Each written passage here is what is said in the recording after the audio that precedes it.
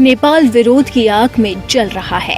बुरी तरह से आग की लपटें उठ रही है और ये युवाओं के क्रांति की आग है।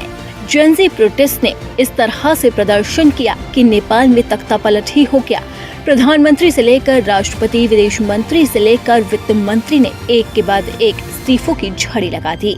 लेकिन बावजूद इसके नेपाल के युवाओं का गुस्सा शांत नहीं हुआ और वो लगातार प्रदर्शन करते रहे। काठमांडू, पोखरा, वीरगंज जैसे शहरों में हालात तनावपूर्ण बने रहे, जिसके बाद नेपाली सेना ने कंट्रोल अपने हाथ में लिया। यहाँ प्रदर्शनकारियों ने हवाई अड्डे के परिसर में भी घुसने की कोशिश की। नेपाल प्रदर्शनों के मद्देनजर हवाई अड्डे पर उड़ान सेवाएं आंशिक रूप से निलंबित कर दी गई है। वहीं केपी ओली के पीएम पद से इस्तीफे के बाद अब सवाल है कि आखिरकार नेपाल का नया प्रधानमंत्री कौन बनेगा। इन सवालों के बीच में एक नाम सामने आ रहा है, वो नाम है बालेन्द्र शाह। अब देखना होगा कि ये प्रधानमंत्री बनेंगे या नहीं बनेंगे, लेकिन नेपाल में फिलहाल जो स्थिति है उसने पूरी दुनिया को हैरान कर दिया है। इसी बीच जानते हैं कि दुनिया भर की मीडिया ने नेपाल में विद्रोह की आग को लेकर क्या क्या लिखा है।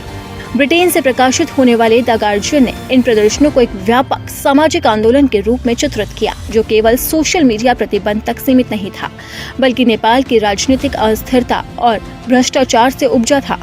अखबार ने लिखा है कि नेपाल में राजनीतिक अस्थिरता, भ्रष्टाचार और धीमी आर्थिक विकास की वजह से खासकर युवा पीढ़ी में असंतोष बढ़ रहा है। वहीं वॉशिंगटन पोस्ट ने नेपाल के प्रदर्शनों को भ्रष्टाचार और सोशल मीडिया प्रतिबंध के खिलाफ युवाओं के गुस्से से प्रेरित बताया। अखबार ने लिखा है कि प्रदर्शनकारी मुख्य रूप से युवा थे जो सरकार की नीतियों से असंतुष्ट थे। वहीं नेपाल की गतिविधियों पर चीन ने भी अपनी प्रतिक्रिया दी है। चीन के अखबार साउथ चाइना मॉर्निंग पोस्ट ने नेपाल के इस घटनाक्रम पर लंबी रिपोर्ट प्रकाशित की और लिखा है कि राजधानी काठमांडू में अव्यवस्था का आलम है। सरकार के खिलाफ गुस्सा कम होने का नाम नहीं ले रहा था। प्रदर्शनकारी अधिकारियों द्वारा लगाए गए अनिश्चितकालीन कर्फ्यू का उल्लंघन करते हुए राजधानी काठमांडू में संसद और अन्य जगहों के सामने एकत्रित हुए।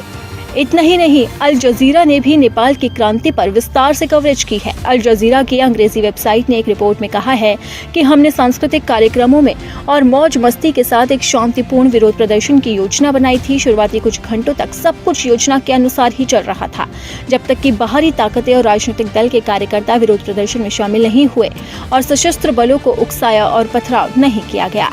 लेकिन धीरे धीरे ये आंदोलन हिंसा में बदल गया।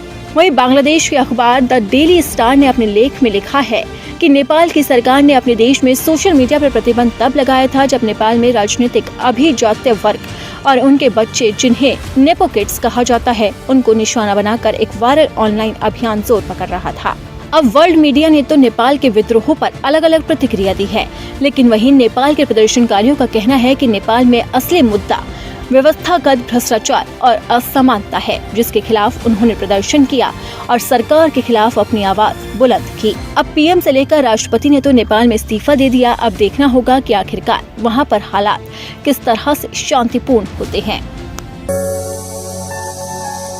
सब्सक्राइब कीजिए न्यूज इन इंडिया को और बेल आइकन को दबाइए न्यूज से जुड़े लेटेस्ट वीडियोज सबसे पहले देखने के लिए।